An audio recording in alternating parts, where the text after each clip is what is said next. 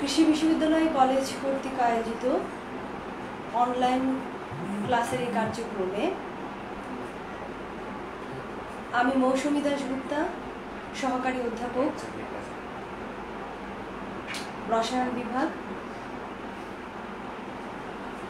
2021-2020 শিক্ষাবর্ষের শিক্ষার্থীদের উদ্দেশ্যে আজকে এই অনলাইনে অংশগ্রহণ করছি। শিক্ষার্থীরা, তোমরা কি আমার কথা শুনতে পাচ্ছ নাকি? ভিডিওটি ক্লিয়ার দেখা যাচ্ছে নাকি? আমাকে কাইন্ডলি একটু কমেন্ট করে জানাও। এরপরে আমি আমার কথায় ফিরে যাচ্ছি।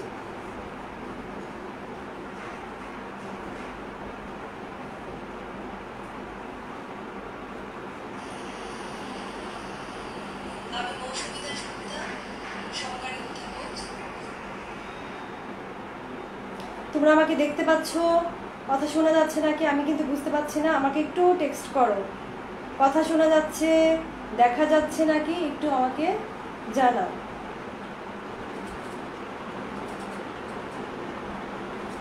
আচ্ছা, অনেকে বলছো যে আসসালামু আলাইকুম। সাদিয়া সুমাইয়া, ওয়ালাইকুম আসসালাম। ওয়ালাইকুম আসসালাম। আচ্ছা শিক্ষার্থীরা, একাদশ শ্রেণীর পুরাতন শিক্ষার্থীরা, যদিও তোমরা আর কিছুদিন পরে দ্বাদশে উঠে যাবে, তারপরও তোমাদেরকে আমি বলছি যে তোমরা এখনো একাদশ পুরাতনই আছো, কারণ তোমাদের পরীক্ষা নিশ্চয়ই বর্ষোন্নয়ন পরীক্ষা কিছুদিনের মধ্যে অনুষ্ঠিত হবে। আমি আমার ক্যাপশনে কিন্তু একাদশ পুরাতন লিখছি। বর্ষোন্নয়ন পরীক্ষাটা দিলেই তোমরা দ্বাদশে উত্তীর্ণ হবে, মন খারাপ করার কিছু নেই, কারণ যে অবস্থায় আছো সেই অবস্থাটাই প্রকাশ করাটাই বুদ্ধিমানের কাজ আমার মনে হয়। ঠিক আছে, তোমাদের সাথে আমার দীর্ঘ প্রায় 1.5 বছর পরে এই সাক্ষাৎ। খুবই তোমাদেরকে মিস করেছি, কলেজকে মিস করেছি, কলেজ আমিনাকে মিস করেছি, কিন্তু তারপরেও তোমাদের ভালোবাসা আমি মোবাইলের মাধ্যমে শিখতে পেরেছি। অনেকে মেসেঞ্জারে আমাকে নক করেছো, তারপরে মোবাইলে কথা বলার চেষ্টা করেছো, এই জন্য তোমাদেরকে অসংখ্য ধন্যবাদ। যাই হোক, তোমরা সবাই নিশ্চয়ই এই করোনাকালীন সময়ে সবাই ভালো আছো, ঘরে ঘরে অবস্থান করছো, স্বাস্থ্যবিধি মেনে সব জায়গায় চলাফেরা করছো, এটাই আমি আশা করি। তো আজকে মনে হয় তোমাদের সাথে আমার পুরাতন প্রথম বর্ষের শেষ ক্লাস মেবি, তারপরেই তোমাদের বর্ষোন্নয়ন পরীক্ষার জন্য কার্যক্রম শুরু হয়ে যাচ্ছে। আসলে আমার কপালটা খুবই ভালো যে তোমাদের সাথে আবার প্রথম বর্ষে দেখা হয়ে গেল। আমার কাছে অনেক শুকরিয়া আদায় করছি যে তোমাদের সাথে আবার প্রথম বর্ষে দেখা হলো। তো বন্ধুরা, আমি আসলেও তোমাদেরকে আজকে যে টপিক নিয়ে কথা বলবো সেটি হচ্ছে, যেহেতু বর্ষোন্নয়ন পরীক্ষা এবং তার একটা সিলেবাস তোমরা হয়তো খুব শিগগিরই হাতে পেয়ে যাবে, অথবা পেয়েও গেছো, আমাদের ওয়েবসাইটে হয়তো দেওয়া আছে। সেখানে আমার জানা মতে বা আমি জানি যে পরিমাণগত রসায়ন এই অধ্যায়টি তোমাদের বর্ষোন্নয়নে নির্ধারিত হয়েছে, এবং আরও কিছু অধ্যায় আছে, তোমরা পরে জানতে পারবে। তবে পরিমাণগত রসায়ন অধ্যায়টি তোমাদের বর্ষোন্নয়নে আছে। তো আমি 2 স্যারের সাথে কথা বলেছিলাম, তোমরা স্যার পড়াচ্ছিলেন, শফিক স্যার পড়াচ্ছিলেন অর্থনৈতিক রসায়ন, আমাকে বাসার স্যার বললেন উনি তড়িৎ রসায়ন শেষ করেছেন, পরিমাণগত শেষ করেছে। স্যাররা তোমাদের সিলেবাসটা শেষ করে দিয়েছে। আসলে আমার পড়ানোর মতো কিছু নেই, শুধু তোমাদের সাথে একটু সাক্ষাৎ, তোমাদের সাথে দেখাতে হবে না, অনলাইনের মাধ্যমেই তোমাদের রোল নাম্বারগুলো দেখবো, কথা চিন্তা করবো যে এই রোলধারী তো এই মেয়েটা বা এই ছেলেটা, তখন একটু ভালো লাগবে। তো আমার আজকে আসলেও পড়ানোর মতো আমি কিছু দেখতে পাচ্ছি না, শুধু আমি স্যারদেরকে বলেছি আমি একটু সৃজনশীল প্রশ্ন নিয়ে যদি আলোচনা করার আমার সুযোগ থাকে তো আমি সেটাই করব। তো পরিমাণগত রসায়ন অধ্যায়টি যেহেতু আগে স্যার শেষ করেছে বাসার স্যার, এখন মনে হয় তোমাদের তড়িৎ রসায়নের প্রায় শেষ পর্যায়ে, এবং আমাদের শফিক স্যারও অর্থনৈতিক রসায়ন স্টাডি করাচ্ছে। সো আমি একটু আগের চ্যাপ্টারে চলে যাচ্ছি, পরিমাণগত রসায়নটাই আমি তোমাদেরকে এখান থেকে একটি সৃজনশীল প্রশ্ন আলোচনা করব। তো চলো, আমরা সৃজনশীল প্রশ্নটা এখানে দিয়েছি, দেখো বোর্ডে দিয়েছি, তোমরা আমাকে একটু এনশিওর করো দেখা যাচ্ছে নাকি।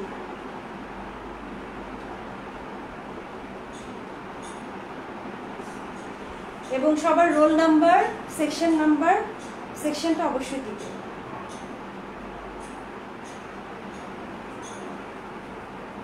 ঠিক ঠিক আছে, দেখো আমরা আজকে প্রথমেই যে বললাম পরিমাণগত রসায়ন এই অধ্যায়ের আমরা সাধারণত এখানে যে ইম্পর্টেন্ট একটা সৃজনশীল হতে পারে সেটি হচ্ছে আমরা আয়তন ভিত্তিক বা পরিমাণের যে একটা মানে টপিক আছে এই বিষয় থেকে আমি আজকে মূলত তোমাদেরকে একটা সৃজনশীল প্রশ্ন আলোচনা করব।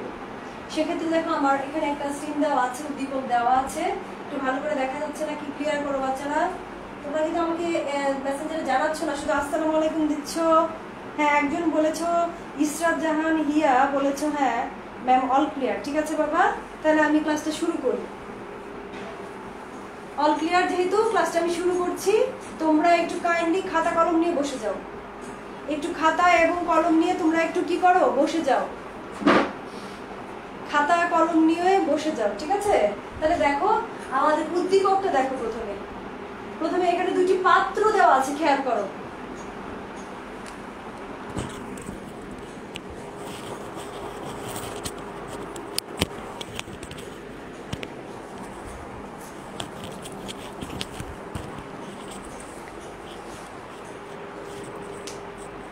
স্টুডেন্টরা সবাই খাতা কলম নিয়েছো? প্রস্তুত? ঠিক আছে, দেখো এখন দেখো এখানে দুটি পাত্র দেওয়া আছে, 1 নং পাত্র আর একটা হচ্ছে কি 2 নং পাত্র। উদ্দীপকটি খেয়াল করো, দুটি পাত্র দেওয়া আছে, 1 নং পাত্র এবং 2 নং পাত্র। 1 নং পাত্রে এখানে আছে সোডিয়াম কার্বনেট দ্রবণ। 1 নং পাত্রে কি দ্রবণ আছে? সোডিয়াম কার্বনেট দ্রবণ আছে। 1 নং পাত্রে আছে সোডিয়াম কার্বনেট দ্রবণ এবং 2 নং পাত্রে আছে HCl দ্রবণ। 2 নং পাত্রে আছে কি দ্রবণ? HCl দ্রবণ। আর 1 নং পাত্রে আছে সোডিয়াম কার্বনেট। সোডিয়াম কার্বনেট এখানে কি কি দেওয়া আছে একটু দেখো। 15 গ্রাম সোডিয়াম কার্বনেট আছে এবং আছে 800 ml সোডিয়াম কার্বনেট। সোডিয়াম কার্বনেটের পরিমাণ হচ্ছে কত? 15 গ্রাম এবং তার পরিমাণ হচ্ছে কত? 800 ml। ঠিক আছে, 1 নং পাত্রে সোডিয়াম কার্বনেট আছে যার পরিমাণ হচ্ছে 15 গ্রাম এবং 800 ml। সবাইকে লিখেছো? যদি তোমরা নোট করো বা লিখো অবশ্যই আমাকে একটু নক করো। এবং দেখো 2 নং পাত্রে আছে HCl দ্রবণ। এখানে কত পার্সেন্ট HCl? 1% HCl দ্রবণ হচ্ছে 1 লিটার। 1% HCl দ্রবণ আছে কত? 1 লিটার। শিক্ষার্থীরা বা বাচ্চারা, তোমাদেরকে অনেকদিন যাবৎ বাচ্চারা বলি না, তো বাচ্চারা বলাই আমার কাছে একটু কমফোর্ট ফিল করি আমি। তোমরা যেহেতু এটি অনলাইন ক্লাস, আগে একটু বলে নিই, কিছু ত্রুটি থাকতে পারে, সেটা অবশ্যই ক্ষমা সুন্দর দৃষ্টিতে তোমরা সবাই আমাকে দেখবে এবং আমাকে সহযোগিতা করবে। আর একটা বিষয় হচ্ছে এখানে অবশ্যই কিছু শেয়ারের অপশান থাকে, কারণ শেয়ার যদি করে দাও অনেকে ক্লাসটা দেখতে পাবে না, তোমার যারা বন্ধু আছে বা বান্ধবীরা আছে। অতএব তোমরা যে যত পারো বেশি একটু শেয়ার করে দাও, ক্লাসটাকে একটু পরিসরটাকে একটু বাড়িয়ে দাও। অথবা এরকমও হতে পারে বৈদ্যুতিক গোলযোগের কারণে অনেকেই লাইভে আসতে পারছে না, শেয়ার করে দিলে পরবর্তীতে সে কী করতে পারবে? সে দেখতে পারবে। অতএব যত বেশি শেয়ার করবে ক্লাসের পরিধিটা তত বাড়বে। তো আমার কথা হচ্ছে তোমরা প্লিজ ক্লাসটাকে শেয়ার করো এবং সবাই মনোযোগী হও, সবাই খাতা কলম নিয়ে বসো। কারণ এখানে আমি একটা সৃজনশীল আলোচনা হলেও এখানে কিন্তু তোমার জ্ঞানমূলক, অনুধাবনমূলক, একাধিক জ্ঞানমূলক, একাধিক অনুধাবন আলোচনা হবে, একাধিক প্রয়োগ নিয়ে আলোচনা হবে। সো একটার মাধ্যমে আমরা মোটামুটি পরিমাণগতের যে অধ্যায়ের যে আমাদের ঘনমাত্রা ভিত্তিক কিছু যে আমাদের টপিকটা ছিল সেটা কিছুটা হলেও আমরা কি করতে পারবো, একটু হলেও বুঝতে পারবো বা আমাদের একটু ক্লিয়ার হতে পারে। আর যদি তোমাদের কোনো সমস্যা মনে হয় বা কোনো প্রবলেম থাকে সেটা অবশ্যই কমেন্টে তোমরা টেক্সট করে দাও, আমি পরবর্তীতে তোমাদের এই প্রবলেমগুলোকে সলভ করার চেষ্টা করব। ঠিক আছে, তাহলে আমরা ক্লাসে ফিরে যাই। কথা কম বলে আমরা ক্লাসে ফিরে যাচ্ছি। তাহলে আমি প্রথমেই বলেছি প্রথম যে স্ট্রিমটা আমাদের মানে আমাদের উদ্দীপকটি যেটা দেওয়া আছে সেটা হচ্ছে দুটি পাত্র দেওয়া আছে, এটা 1 নং পাত্র, আরটি হচ্ছে কি 2 নং পাত্র। 1 নং পাত্রে আছে সোডিয়াম কার্বনেট দ্রবণ কত? 15 গ্রাম এবং সেটি হচ্ছে 800 ml সোডিয়াম কার্বনেট। এবং 2 নং পাত্রে আছে HCl দ্রবণ। 2 নং পাত্রে আছে HCl দ্রবণ, সেখানে আছে তোমার 1% HCl দ্রবণ এবং এখানে আছে 1 লিটার দ্রবণ। সবাই কি এটা ক্লিয়ার হয়েছে উদ্দীপকটা? তাহলে আমি তোমার কিসে চলে যাব? জ্ঞানমূলক প্রশ্নে চলে যাব। আচ্ছা, এখানে দেখো যেহেতু পরিমাণগতর মধ্যে আমরা কি পড়ছি, আয়তন ভিত্তিক অঙ্কগুলো করার চেষ্টা করছি, সেখানে আমাদের এই রিলেটিভ মোটামুটি যে ইম্পর্টেন্ট যে জ্ঞানমূলকগুলো সেগুলো আমি লিখেছি। দেখো, অনুমাপন কি? পরে হতে পারে প্রাইমারি স্ট্যান্ডার্ড পদার্থ, সেকেন্ডারি স্ট্যান্ডার্ড পদার্থ কি? এখানে আমি জ্ঞানমূলক অনেকগুলো অপশন রেখেছি।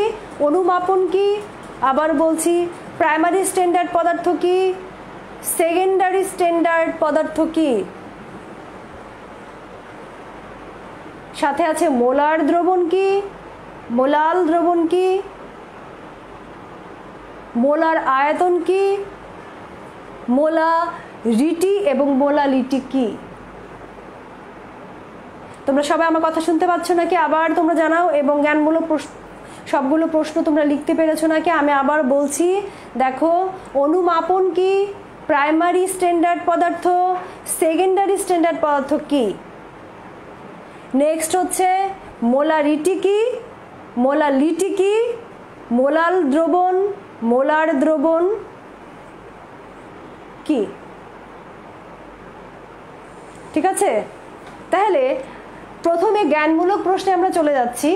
প্রথম জ্ঞানমূলক প্রশ্ন তোমাদের সবার লেখা হয়েছে নাকি? আমি একটু তোমাদের সুবিধার জন্য আমি পুরো উদ্দীপকটা একটু পড়ছি। প্রথমে আমি বলেছি যে কি তোমাদের অনুধাবনমূলক জ্ঞানমূলক প্রশ্ন। জ্ঞানমূলক প্রশ্ন মোটামুটি তোমরা ক্লিয়ার হয়েছো। অনুমাপন কি, প্রাইমারি এবং সেকেন্ডারি স্ট্যান্ডার্ড পদার্থ কি, মোলার দ্রবণ কি, মোলাল দ্রবণ কি, এবং হচ্ছে মোলার আয়তন কি। এতটুকু হচ্ছে মোটামুটি আমাদের কি জ্ঞানমূলক প্রশ্ন। এবার যাও অনুধাবনমূলক প্রশ্নে। অনুধাবনমূলক প্রশ্নে এখানে আছে মোলাল দ্রবণ ও মোলার দ্রবণের পার্থক্য।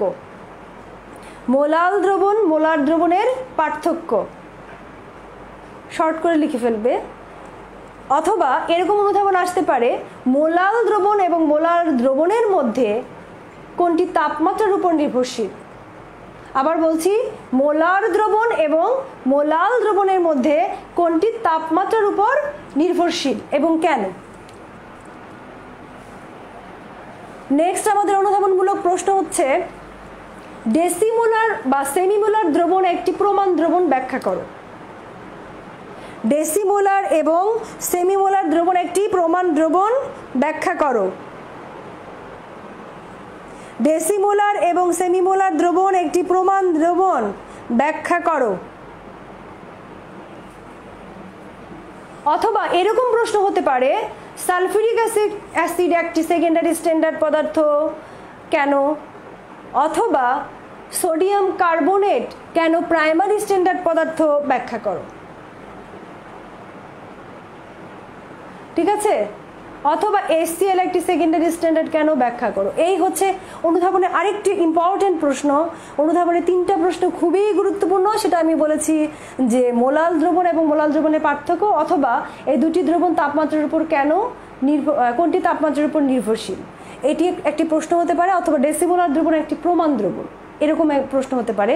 ডেসিমোলার বা যে কোনো একটি দ্রবণ কেন প্রমাণ দ্রবণ, যেমন সালফিউরিক অ্যাসিড সেমিমোলার দ্রবণ কেন প্রমাণ দ্রবণ, এরকম প্রশ্ন। আরেকটি ইম্পর্টেন্ট প্রশ্ন হতে পারে, যে কোনো আয়তন দিয়ে ppm, মনে করো আমি এখানে দিয়েছি 300 ppm ঘনমাত্রার দ্রবণকে, 300 ppm ঘনমাত্রার দ্রবণকে প্রমাণ দ্রবণ বলা হয় কেন? 300 ppm ঘনমাত্রার দ্রবণকে প্রমাণ দ্রবণ বলা হয় কেন? এই হচ্ছে আজকে আমাদের অনুধাবনমূলক প্রশ্ন। নেক্সট হচ্ছে আমাদের কি প্রশ্ন? প্রয়োগমূলক প্রশ্ন। তোমরা যাও, দেখো 1 নং দ্রবণ এবং 2 নং দ্রবণের মধ্যে আমাদের কি কি দেওয়া আছে। একটা হচ্ছে সোডিয়াম কার্বনেট আর একটা হচ্ছে HCl। এখানে প্রশ্নটা হচ্ছে 1 নং পাত্রের 10 ml দ্রবণকে প্রশমিত করতে 2 নং পাত্রের কতটুকু প্রয়োজন হয়। আবার বলছি, 1 নং পাত্রে 10 ml দ্রবণকে প্রশমিত করতে 2 নং পাত্রের কতটুকু প্রয়োজন হয়। এটি হচ্ছে তোমার প্রয়োগমূলক প্রশ্ন। অথবা প্রয়োগমূলক আরেকটা ভাবে আসতে পারে। অথবা আবার বলছি, অথবা দেখো কি লিখেছি, 1 নং অথবা 2 নং দ্রবণের ঘনমাত্রা ppm এককে প্রকাশ করো। প্রশ্নটা অন্যভাবে আসতে পারে, 1 নং অথবা 2 নং দ্রবণের ঘনমাত্রা ppm এককে প্রকাশ করো। মানে একটা উদ্দীপক থেকে একাধিক প্রশ্ন হতে পারে, সেটাই আমি তোমাদেরকে বোঝানোর চেষ্টা করছি যেন তোমাদের পুরা এই আয়তন ভিত্তিক এই অঙ্কগুলো কি হয়, কভার হয়ে যায়। আবার বলছি যে দ্বিতীয় যে প্রশ্নটা আমি প্রয়োগে বলেছি, 1 নং এবং 2 নং দ্রবণের ঘনমাত্রা ppm এককে 1 নং এবং 2 নং দ্রবণকে মিশ্রিত করলে মিশ্রিত দ্রবণের প্রকৃতি কিরূপ হবে ব্যাখ্যা করো। 1 নং এবং 2 নং পাত্রকে একসাথে যদি আমরা মিশ্রিত করি তাহলে মিশ্রিত দ্রবণের প্রকৃতি কি হবে ব্যাখ্যা করো। এই হচ্ছে আজকে আমাদের কোশ্চেন। দেখো বেশি সময় নাই, কারণ কোশ্চেনগুলো আলোচনা করতে আমাকে অনেকটা সময় লাগবে, সো আমি সরাসরি সমাধানে চলে যাচ্ছি। বাচ্চারা তোমরা নিশ্চয়ই উদ্দীপকটা বুঝতে পেরেছো, আমাকে একটু লিখে জানাও। অনেকেই লিখেছো ম্যাম জয়েন করেছি, thank you. Rakib roll number দিয়েছো। আসসালামু আলাইকুম। জান্নাতুল মুসা,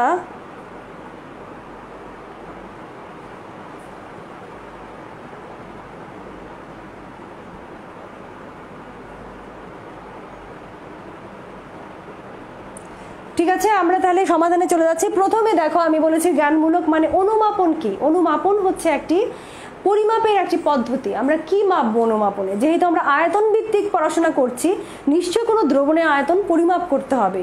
তাহলে অনুমাপন বলতে আমরা কি বুঝি? আমরা যদি আয়তন পরিমাপ করি, নিশ্চয় কোনো জানা দ্রবণের ঘনমাত্রার আয়তন পরিমাপ করব না বা আয়তন নিব না, আমরা অজানা দ্রবণ। অজানা দ্রবণের কোনো দ্রবণের ক্ষেত্রে আমরা কি করব? অজানা ঘনমাত্রার কোনো দ্রবণের ক্ষেত্রে অজানা ঘনমাত্রার কোনো দ্রবণের ঘনমাত্রা নির্ণয় করার জন্য আমরা কি করতে যাব? নির্ণয় করার জন্য অজানা দ্রবণের কত আয়তনের সাথে একটি প্রমাণ দ্রবণের কত আয়তন কি করবে? বিক্রিয়া করবে বা বিক্রিয়া করতে পারে, সেটা যে পদ্ধতির মাধ্যমে আমরা নির্ণয় করব, সেই পদ্ধতিটাকেই বলা হচ্ছে অনুমাপন। আবার বলছি, অজানা দ্রবণের ঘনমাত্রা নির্ণয়ের ক্ষেত্রে অজানা দ্রবণের কত আয়তনের সাথে একটি প্রমাণ দ্রবণের জানা আয়তনের কত আয়তন বিক্রিয়া করতে পারে, সেটি পরিমাপ করার যে পদ্ধতি বা সেটি যে পদ্ধতিতে পরিমাপ করব, সেই পদ্ধতিটি হচ্ছে কি? অনুমাপন। কথা কি বুঝতে পেরেছো?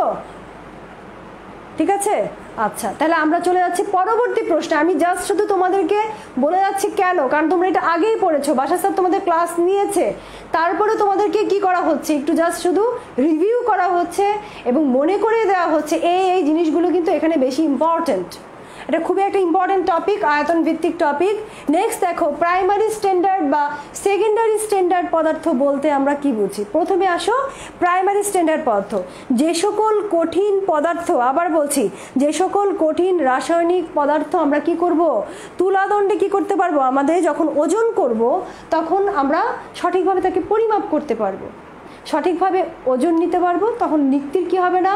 ক্ষতি হবে না। এক হচ্ছে নিক্তির কোনো ক্ষতি হবে না। এই পদার্থকে যখন আমরা তুলাদণ্ডে ওজন করব, নিক্তির কোনো ক্ষতি হবে না বা বিক্রিয়া করবে না, বা অথবা 1 নম্বর হচ্ছে বিক্রিয়া করবে না। 2 নম্বর হচ্ছে যে সকল পদার্থ বাতাসে বা জলীয় বাষ্প সংস্পর্শে বিক্রিয়া না করে, জলীয় বাষ্পের মধ্যে কি আছে? আমাদের অক্সিজেন আছে, তার সাথে যদি বিক্রিয়া না করে, যে সকল পদার্থ জলীয় বাষ্পের সাথে বিক্রিয়া করবে না। এবং এই ধরনের পদার্থ আরেকটি বৈশিষ্ট্য হচ্ছে তারা কি করবে না? তাদের ঘনমাত্রা আমরা যদি তৈরি করে রাখি তাহলে ঘনমাত্রা কোনো পরিবর্তন হবে না। তাহলে আমরা প্রাইমারি স্ট্যান্ডার্ড পদার্থ বলতে কি বুঝি? যে সকল পদার্থকে আমরা সরাসরি কি করতে পারবো? পরিমাপ করতে পারবো, তুলাদণ্ডে ওজন করতে পারবো।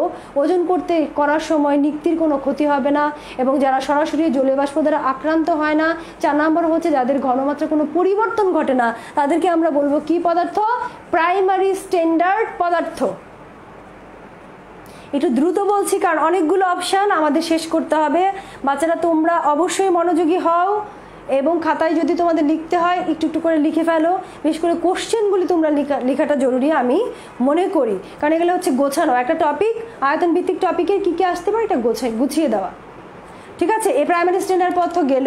তাহলে প্রাইমারি স্ট্যান্ডার্ড পদার্থ কী কী পদার্থ প্রাইমারি স্ট্যান্ডার্ড হতে পারে? আমরা উদাহরণ হিসেবে জানি যে কি আছে বলো তো, একটা প্রাইমারি স্ট্যান্ডার্ড পদার্থের নাম যদি কেউ দিতে পারো ওখানে কমেন্টে, তাহলে আমি বুঝবো তোমাদের পড়া আসলে হয়েছে।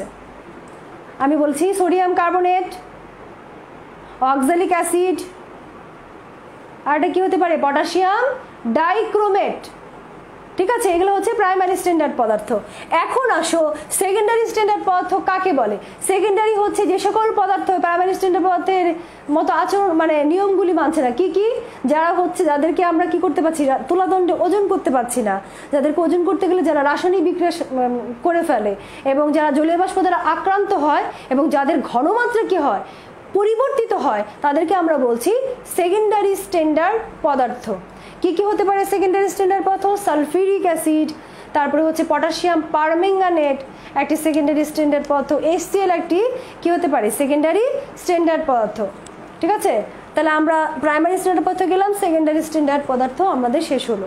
এইবার আসো আমাদের মোলারিটি বা মোলালিটি কি।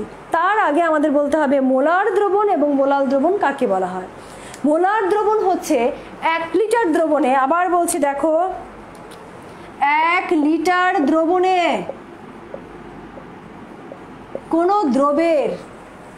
কোন দ্রবের কত মোল? যদি 1 মোল পরিমাণ মানে হচ্ছে কি এর গ্রাম আণবিক ভর পরিমাণ দ্রব্য, গ্রাম আণবিক ভর পরিমাণ দ্রব্য যদি তার কি থাকে? দ্রবীভূত থাকে, তাকে আমরা কি বলবো? মোলার দ্রবণ। কোন পদার্থে গ্রাম আণবিক ভর পরিমাণ দ্রব্য যদি কি থাকে? দ্রবীভূত থাকে, তাকে আমরা কি বলবো? মোলার দ্রবণ। তাকে আমরা কি বলবো? মোলার দ্রবণ। আবার বলছি দেখো, 1 লিটার দ্রবণে 1 মোল পরিমাণ দ্রব্য বা গ্রাম আণবিক ভর পরিমাণ দ্রব্য যদি কি থাকে? দ্রবীভূত থাকে, তাহলে আমি তাকে বলবো কি? মোলার দ্রবণ। এবং মোলার দ্রবণ থেকে আসছে মোলারিটি। তাহলে মোলারিটি কাকে বলা হয়? 1 লিটার দ্রবণে যত মোল পরিমাণ দ্রব্য দ্রবীভূত থাকবে সেই সংখ্যাটিকে বলা হচ্ছে তার মোলারিটি। আবার বলছি মোলার দ্রবণ কাকে বলে? 1 লিটার দ্রবণে 1 মোল পরিমাণ দ্রব্য যদি দ্রবীভূত থাকে, তাহলে সেই দ্রবণটাকে আমরা বলবো মোলার দ্রবণ। মোলার দ্রবণের ক্ষেত্রে যত মোল দ্রবীভূত থাকবে সেই সংখ্যাটি হচ্ছে ওই দ্রবণের কি? মোলারিটি। মোলার দ্রবণকে আমরা কি দ্বারা প্রকাশ করি? ক্যাপিটাল M দ্বারা প্রকাশ করা হয়। যদি 1 মোল পরিমাণ দ্রব্য দ্রবীভূত থাকে তাকে বলা হচ্ছে 1 মোলার। 2 মোল পরিমাণ দ্রব্য যদি দ্রবীভূত থাকে তাকে বলা হচ্ছে 2 মোলার। যদি বলা হয় 1/10 পরিমাণ দ্রব্য দ্রবীভূত থাকে তাকে বলা হচ্ছে কি? 0.1 মোলার।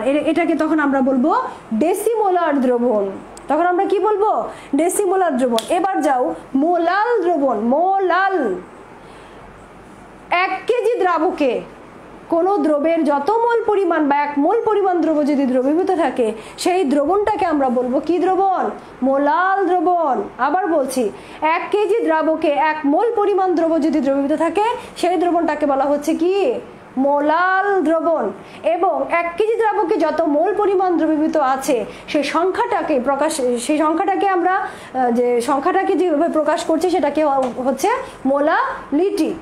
সেটা হচ্ছে কি? মোলালিটি। দেখো মোলার দ্রবণের ক্ষেত্রে আমরা বলছি 1 মোলার, এবং এই 1 মোলার বলতে আমরা কিছু মোলার দ্রবণের ক্ষেত্রে সেটি ঘনমাত্রাটা হবে মোল পার লিটার।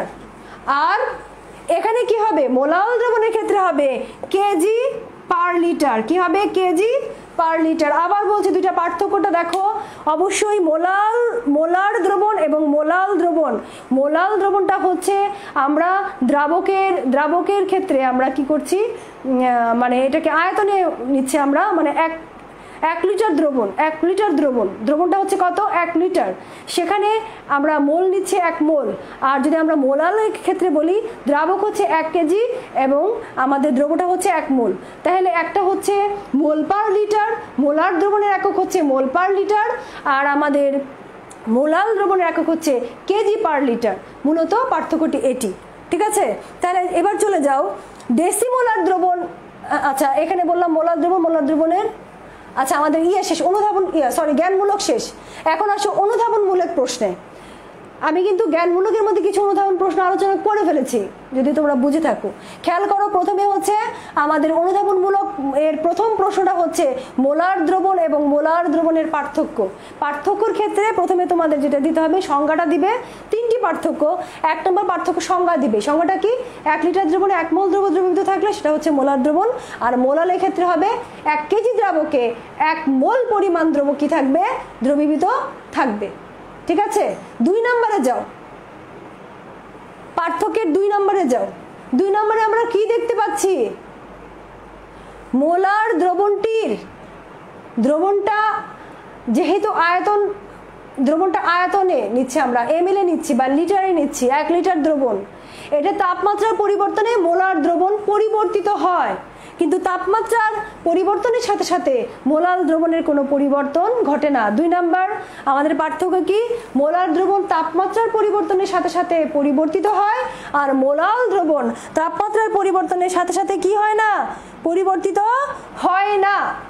ঠিক আছে, 3 নাম্বার পার্থক্যের 3 নাম্বার, মোলার দ্রবণের পার্থক্য 3 নাম্বার, ঘনমাত্রার এককটা দিয়ে দিবে কি? মোলার দ্রবণের ক্ষেত্রে মোল পার লিটার, আর ওটার ক্ষেত্রে হবে কেজি পার লিটার। শেষ। এবার অনুধাবনমূলক প্রশ্ন নিচেরটা আসো, কোনটি তাপমাত্রার উপর নির্ভরশীল এবং কেন? এটাও আলোচনা ভিতরে হয়ে গেছে, তারপর একটু বলছি। দেখো, মোলার দ্রবণ সেটি কি?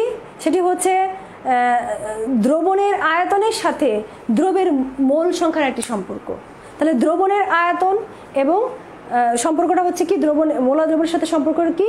দ্রবণের আয়তন এবং দ্রবের মোল সংখ্যা। আর মোলার দ্রবণের ক্ষেত্রে সম্পর্কটা কি? দ্রাবকের ভর এবং দ্রবের ভর মোল সংখ্যায়। দ্রাবকের ভর আরটা হচ্ছে কি? দ্রবের ভর। খেয়াল করো, খুব ভালো করে খেয়াল করো,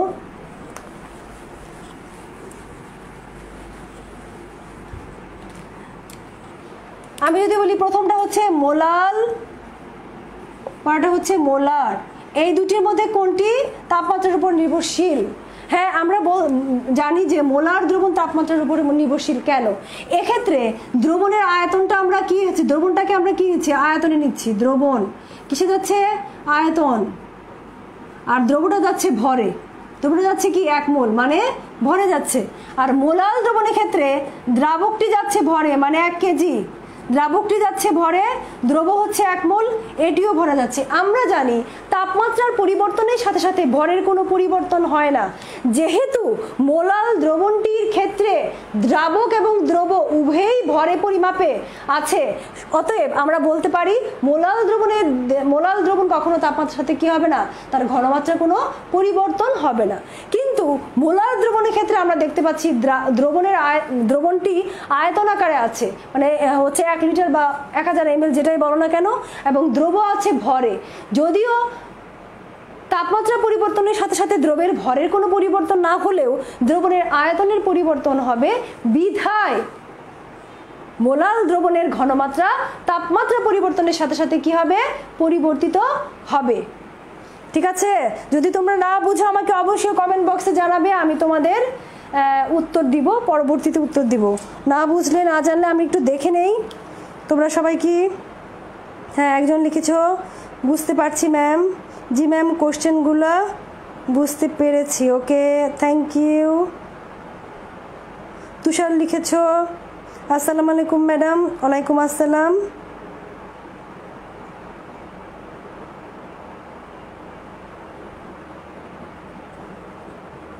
ঠিক আছে, মনির লিখেছে জি ম্যাম, সব দেখতে পাচ্ছি। ওকে, তাহলে আমরা নেক্সট অনুধাবনমূলক প্রশ্নে চলে যাচ্ছে।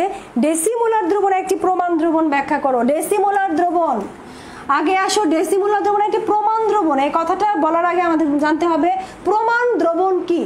প্রমাণ দ্রবণ হচ্ছে যে দ্রবণের ঘনমাত্রা আমাদের জানা আছে, তার মানে কি? কত লিটার দ্রবণে বা কত আয়তনের দ্রবণে কত ভরের দ্রব যোগ করা হয়েছে সেটা যদি আমাদের জানা থাকে, তাহলে আমরা বলতে পারবো এটা একটি প্রমাণ দ্রবণ। তাহলে ঘনমাত্রা আমাদের জানা থাকবে। তাহলে যে দ্রবণের ঘনমাত্রা আমাদের জানা আছে তাকে আমরা বলবো কি? প্রমাণ দ্রবণ। নির্দিষ্ট তাপমাত্রায় কোনো দ্রবণের নির্দিষ্ট আয়তনের সাথে যত মোল পরিমাণ দ্রব দ্রবীভূত আছে বা যত পরিমাণ দ্রব দ্রবীভূত আছে সেটা যদি আমরা জানি, তাহলে সেই দ্রবণটাকে বলা হচ্ছে কি দ্রবণ? একটি প্রমাণ দ্রবণ।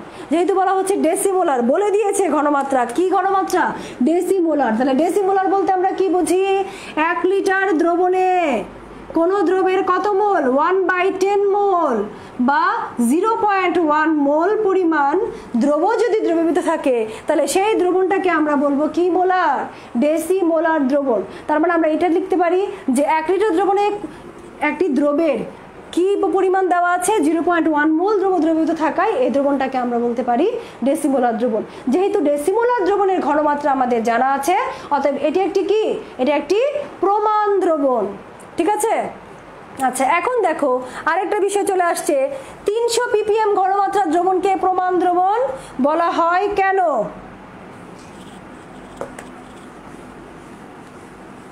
300 ppm ঘনমাত্রার দ্রবণকে কি বলা হয়? প্রমাণ দ্রবণ বলা হয় কেন? এখন প্রমাণ ppm বলতে আমরা কি বুঝি? ppm হচ্ছে পার্টস পার মিলিয়ন। তার মানে ppm একক হচ্ছে কোনো দ্রবণের প্রতি 10 লক্ষ ভাগে, আবার বলছি খেয়াল করো, ppm parts per million, million কথাটা আসছে। তাহলে কোনো দ্রবণের প্রতি 10 লক্ষ ভাগে কোনো দ্রবের যত ভর দ্রবীভূত থাকে বা কোনো দ্রবের যত ভর দ্রবীভূত থাকে সেই ভর নির্দেশক সংখ্যাটাকে আমরা কি বলবো? তার ppm বলবো। আবার বলছি, কোনো দ্রবণের প্রতি 10 লক্ষ ভাগের, কোনো দ্রবণের প্রতি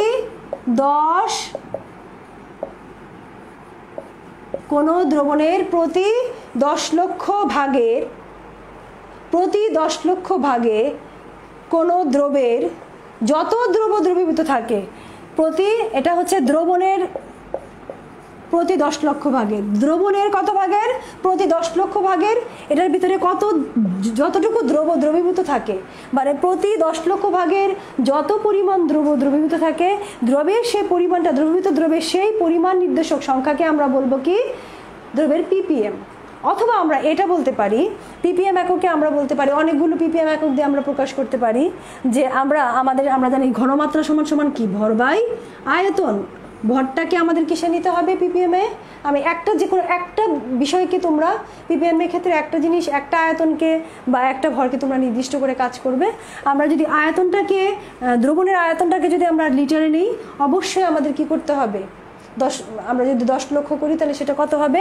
এখানে আমাদের ভরটা নিতে হবে মিলিগ্রামে। ভরটা নিতে হবে কিসে? তাহলে আমরা এটাই বলতে, ppm এর সমতুল্য একক হচ্ছে প্রতিটি দ্রবণের, প্রতি 1 লিটার দ্রবণের মিলিগ্রাম পরিমাণ দ্রব, প্রতি 1 লিটার দ্রবণের মিলিগ্রাম পরিমাণ দ্রব যদি দ্রবীভূত থাকে, মিলিগ্রাম পরিমাণ দ্রব যদি দ্রবীভূত থাকে, তাকে আমরা বলবো কি? সেই ঘনমাত্রা এককটা হবে কি? ppm। আবার বলছি, প্রতি 10 লক্ষ বা কোনো দ্রবণের প্রতি 10 লক্ষ ভাগের যে পরিমাণ দ্রব এটার ভিতরে দ্রবীভূত থাকে, সেই দ্রবের সেই পরিমাণ নির্দেশক সংখ্যাটাকে বলা হচ্ছে ওই দ্রবণের ppm। ppm হচ্ছে একটি ঘনমাত্রার একক। যেহেতু মোলার দ্রবণের ক্ষেত্রে মোলালিটি বলতে আমরা কি বুঝি? মোলালিটি হচ্ছে 1 লিটার দ্রবণে যত মোল পরিমাণ দ্রব দ্রবীভূত থাকে, সেটা হচ্ছে তার কি? মোলারিটি সংখ্যাটা। তাহলে ppm এর ক্ষেত্রে সংখ্যাটাই তো আমার কি? মানে ঘনমাত্রা পরিমাপের একক।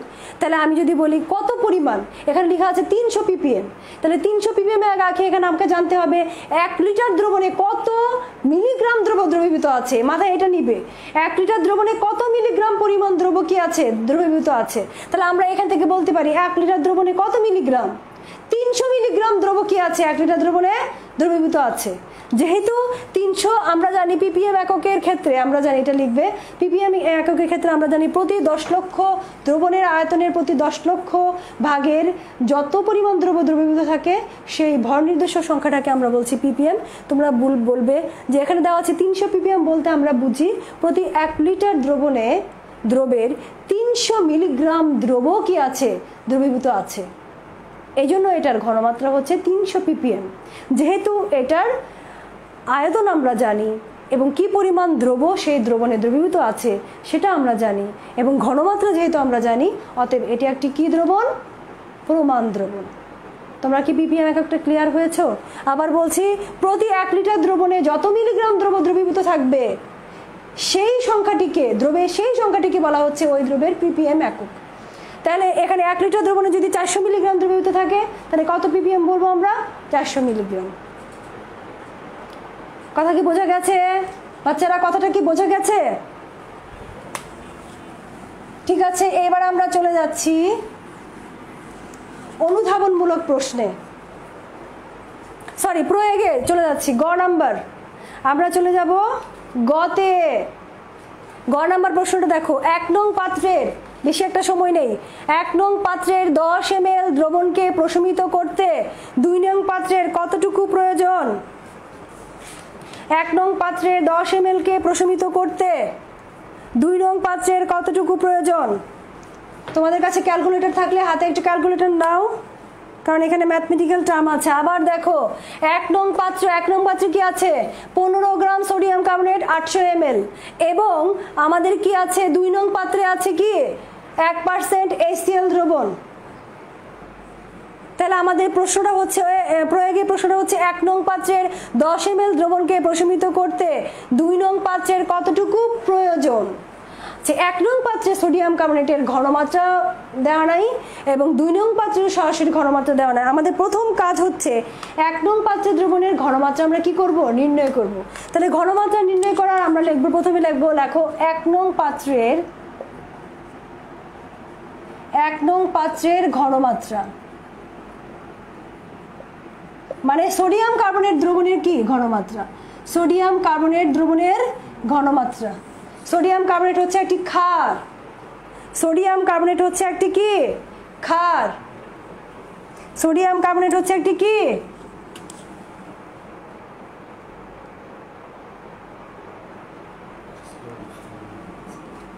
সোডিয়াম কার্বনেট হচ্ছে একটি কি ক্ষার। তাহলে ক্ষার যদি হয়, ক্ষারের ঘনমাত্রা নির্ণয় করব। ক্ষারের ঘনমাত্রাকে আমরা কি দ্বারা প্রকাশ? বেজ, এসবি, ঠিক আছে, এসবি দিলাম। সমান সমান হবে, আমরা আমাদের ঘনমাত্রার মোলার দ্রবণের ঘনমাত্রার ক্ষেত্রে আমাদের একটা সূত্র ছিল না, 1000 × W, 1000 × W m × V, এটা তোমরা সবাই জানো। W হচ্ছে গৃহীত পদার্থের ভর, m হচ্ছে কি ওই পদার্থের আণবিক ভর, আর V হচ্ছে ওই পদার্থের আয়তন। তার মানে এখানে W হচ্ছে কি সোডিয়াম কার্বনেটের গৃহীত যে ভরটা এখানে নেওয়া হয়েছে ওইটা, m হচ্ছে সোডিয়াম কার্বনেটের আয়তন, সোডিয়াম কার্বনেটের আণবিক ভর, আর V হচ্ছে যে আয়তনটা এখানে দেওয়া আছে। তাহলে আমরা যদি এখানে বসিয়ে দিই, তোমরা কিন্তু অঙ্কটা করো, W এর পরিমাণ দেওয়া আছে 15 গ্রাম গৃহীত ভর সোডিয়াম কার্বনেটের, m সোডিয়াম কার্বনেটের আণবিক ভর হচ্ছে 106, এবং B হচ্ছে আয়তন কত দেওয়া আছে 800 ml। এখানে তোমরা বের করে আমাকে অ্যান্সারটা বলো, আমি কিন্তু ক্যালকুলেটর চাপ দিব না, দেখি তোমরা অ্যান্সার বলতে পারো নাকি। তাড়াতাড়ি অ্যান্সারটা কমেন্ট বক্সে টেক্সট করে দাও, অ্যান্সারটা তাড়াতাড়ি দাও, দেখি কেউ লিখেছো নাকি অ্যান্সারটা।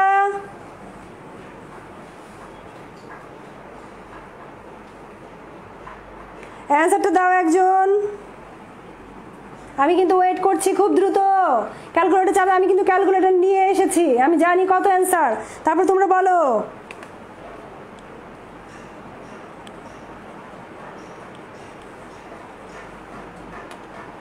তাড়াতাড়ি লেখো, অ্যান্সারটা বলো।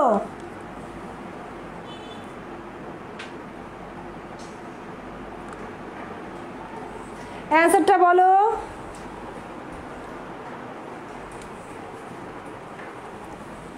আমার আসছে 0.177 মোলার, তোমার কি তাই আসছে নাকি দেখো তো।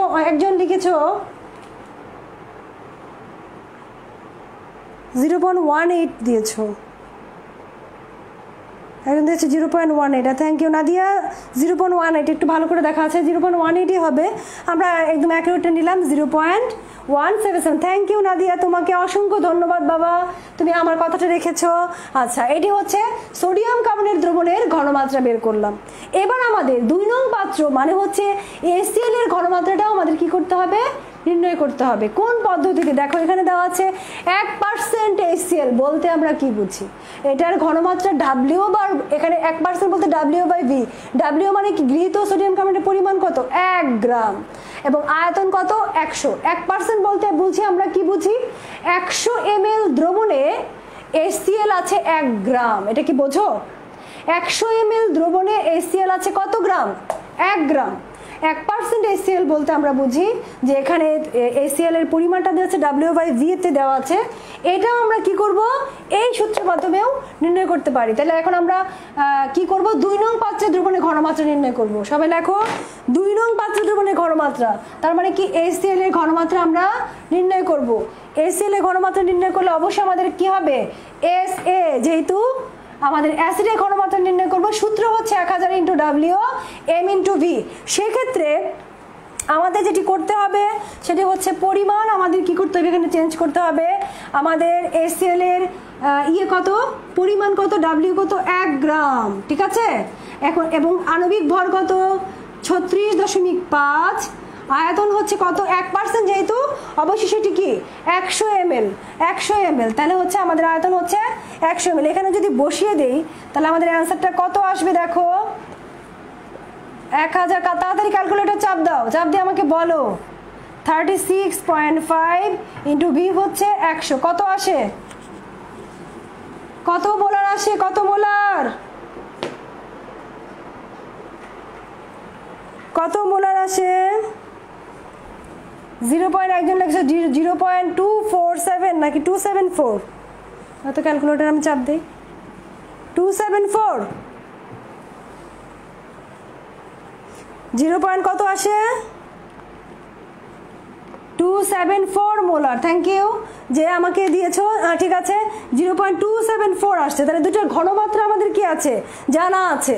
কি কি জানা আছে? সোডিয়াম কার্বনেট দ্রবণের ঘনমাত্রা 0.177, আর এটা হচ্ছে কত, 0.274। এখন আমাকে কি বলেছে, যে বলেছে 1 নং পাত্রে 10 ml দ্রবণকে প্রশমিত করতে 2 নং পাত্রে কতটুকু প্রয়োজন। এখন আমাদের প্রশমন বিক্রিয়াটা লিখতে হবে।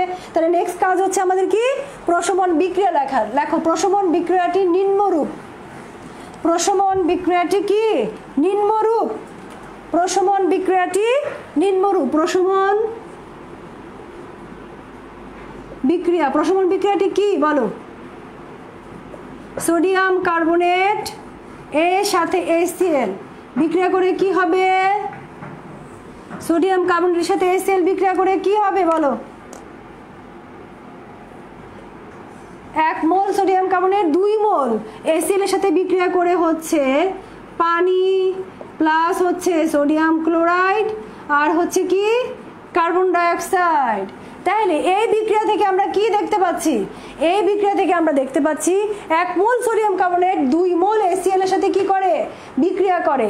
1 মোল সোডিয়াম কার্বনেট কত মোলের সাথে বিক্রিয়া করছে, 2 মোল সোডিয়াম কার্বনেটের সাথে কি করছে, বিক্রিয়া করছে।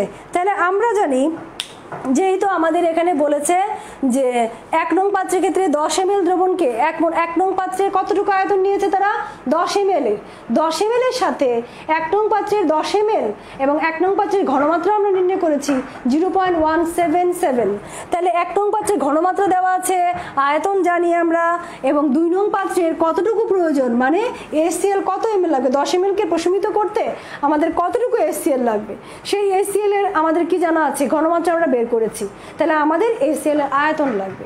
তাহলে প্রশমন বিক্রিয়ার ক্ষেত্রে কোনো দুটি দ্রবণ যদি তোমার কি হয়, প্রশমিত হয় এবং তাদের ঘনমাত্রা আয়তন যদি একটি জানা থাকে, আমাদের যে বিক্রিয়াটা আছে VAC = V2S2, সেই বিক্রিয়াটা আমরা এখন সেই সূত্রটা আমরা কি করব, এখন প্রয়োগ করব। তাহলে আমাদের সূত্রটা কি, আমরা HCl এর আয়তন নির্ণয় করব। সেই সূত্রটা কি আমাদের, প্রশমন বিক্রিয়ার ক্ষেত্রে আমরা জানি আমাদের সূত্রটা কি, VASA = VVSB।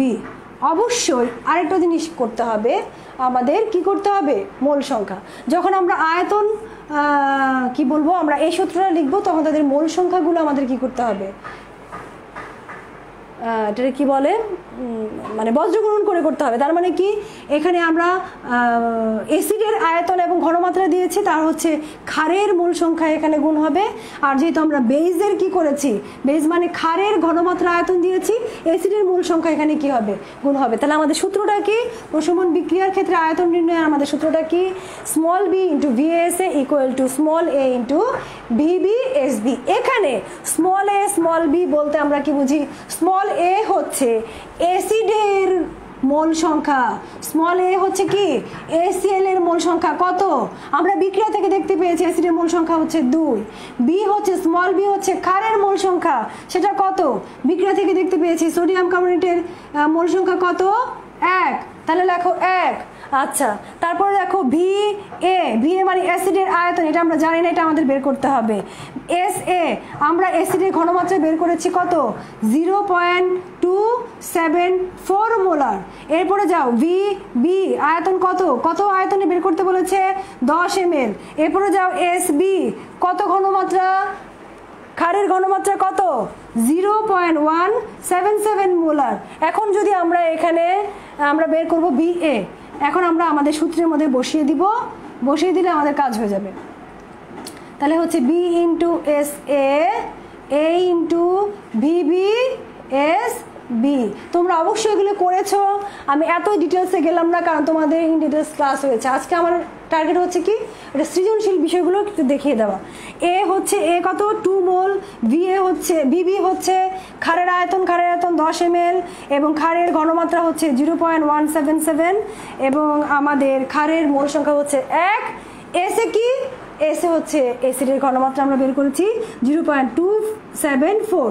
কত আসে বাচ্চারা, কত আসে, ক্যালকুলেটরটা কোথায়, কত আসে,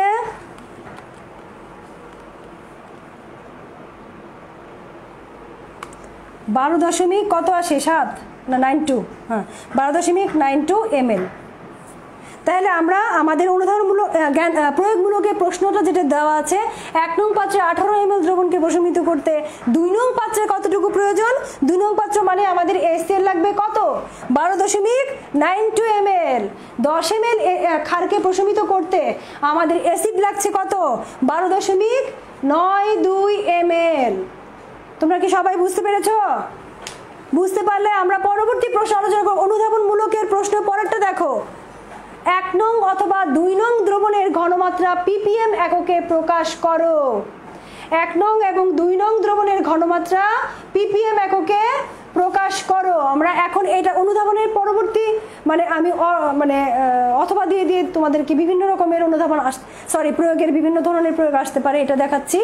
একটা প্রয়োগ আমি দিয়েছি যে 1 নং পাত্রের প্রশমিত করতে পারে 1 নং এবং 2 নং দ্রবণকে আমি যদি মিশাই, বিশেষ করে 10 ml 1 নং পাত্র 10 ml কে যদি আমরা 2 নং পাত্রে দেই তাহলে আমাদের কতটুকু অ্যাসিড লাগবে, এটা আমরা বের করেছি। এই প্রশ্নটা অনুধাবন প্রয়োগটা অন্যভাবে আসতে পারে। অন্যভাবে কিভাবে আসতে পারে, যেমন 1 নং অথবা 2 নং দ্রবণের ppm ঘনমাত্রাকে ppm এককে প্রকাশ করো। এখন এখানে অনেকভাবে করা যায়, খুব শর্টকাটে যে কাজটা তোমরা করতে পারো, আমি আজকে সেই শর্টকাটের ppm এককে প্রকাশের পদ্ধতিটা তোমাদের দেখিয়ে দিব, তোমরা বাসায় করতে পারবে। লেখো, এটা নোট করো, অন্য কিছু নোট না করলেও এই বিষয়টা একটু নোট করে নাও যে কোনো দ্রবণের ঘনমাত্রা মোলারিটি দিয়ে দেওয়া আছে অথবা শতকরা এককে যদি দেওয়া থাকে, তাহলে আমরা যদি বলে 1 নং পাত্র দ্রবণের ঘনমাত্রা আমরা কিভাবে নির্ণয় করব, খেয়াল করো। 1 নং পাত্র দ্রবণের ঘনমাত্রা আমরা নির্ণয় করব, ধরলাম আমরা, তাহলে আমরা বলবো লেখো ppm সমান ppm একক সমান আমাদের সূত্রটা লিখে নাও। যে পদার্থের ppm এককে ঘনমাত্রা নির্ণয় করতে বলবে সেই পদার্থের আণবিক ভর, সেই পদার্থের কি ভর, আণবিক ভর। দেখা যাচ্ছে, দেখা যাচ্ছে নাকি বাচ্চারা? তোমরা একটু এনশিওর করো আমাকে। সেই পদার্থের আণবিক ভর, সেই পদার্থের আণবিক ভর ইনটু তার মোলারিটি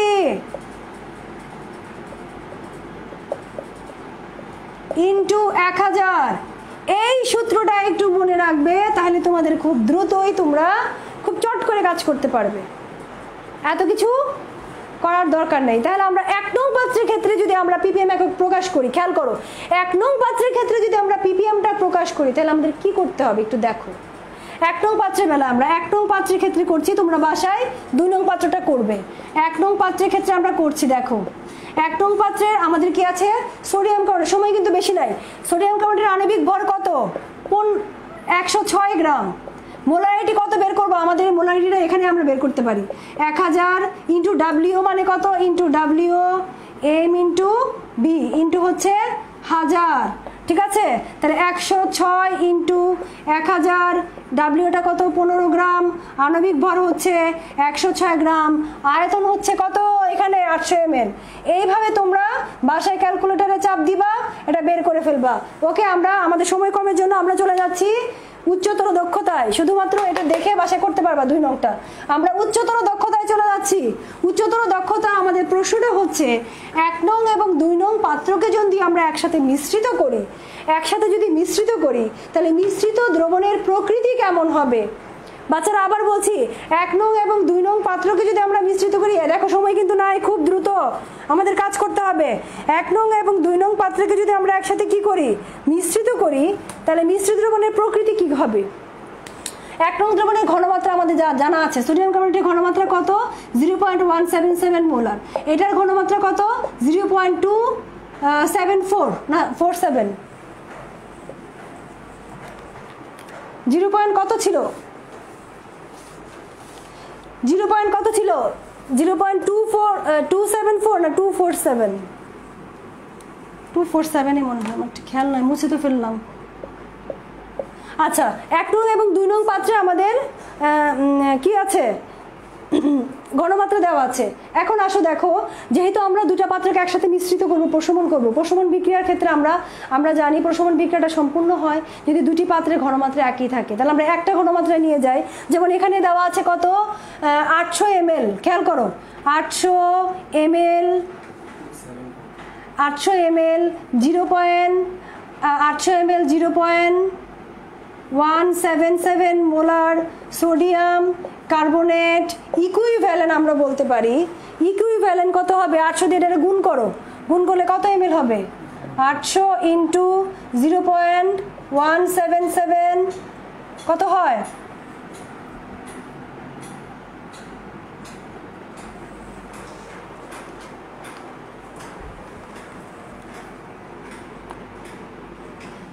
(141.6) আমি এগুলো সব মুছে দিলাম বাচ্চারা, এখন আর সময় নাই।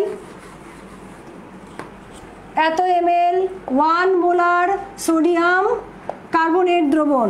পরে আমাদের কত আছে, 1 লিটার দ্রবণ। তাহলে আমরা বলতে পারি 1000 ml কত মোলার, 0.274 মোলার HCl সমান সমান কত হবে, ইকুইভ্যালেন্ট হচ্ছে কত হবে, 1000 ইন্টু 0.274 কত হয়, এটা 1 মোলার HCl দ্রবণ। ঠিক আছে, তাড়াতাড়ি করো। হ্যাঁ, এটুক শেষ। এখন আমরা বিক্রিয়ায় চলে যাই। বিক্রিয়া আমরা আগেই জানতাম, বিক্রিয়াটা আমরা জানি সোডিয়াম কার্বনেট প্লাস HCl। আমরা জানি sodium chloride plus carbon dioxide plus হচ্ছে কি পানি। এখানে আমরা দেখতে পাচ্ছি 2 মোল HCl প্রশমিত করে কত মোলকে, 1 মোল সোডিয়াম কার্বনেটকে। তাহলে যেটি বেশি থাকবে, যেটির পরিমাণ বেশি থাকবে, সেটির থেকে আমরা কি করব, সেটি কত ml-কে প্রশমিত করছে, কত মোলকে প্রশমিত করছে, সেটা আমরা বের করব। আবার বলছি, বিক্রিয়ার ক্ষেত্রে যার পরিমাণটি দেখবে, যে পদার্থের মোল সংখ্যাটা বেশি থাকবে অ্যাসিড বা ক্ষারে, তাহলে যার পরিমাণ বেশি থাকবে সেটি কত ml-কে প্রশমিত করছে সেটা আমাদের দেখতে হবে। তাহলে এখানে পরিমাণ বেশি হচ্ছে কার, 2 মোল HCl। আমরা লিখতে পারি 2 মোল HCl ইকুইভ্যালেন্ট কত মোল, 1 মোল সোডিয়াম কার্বনেট। 2 মোল HCl ইকুইভ্যালেন্ট কি লিখতে পারি, 1 মোল সোডিয়াম কার্বনেট। অথবা আমরা বলতে পারি কথা 2 into 1000 ml 1 molar HCl equivalent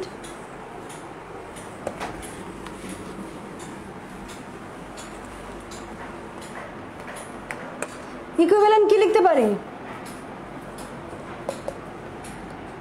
1000 ml 1 molar sodium carbonate. তাহলে আমাদের কত ml HCl বের হয়েছিল, এখানে মুছে তো দিলাম,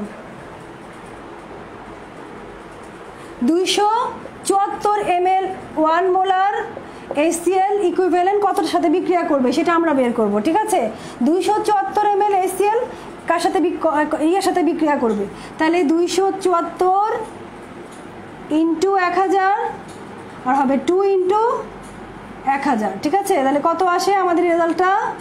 137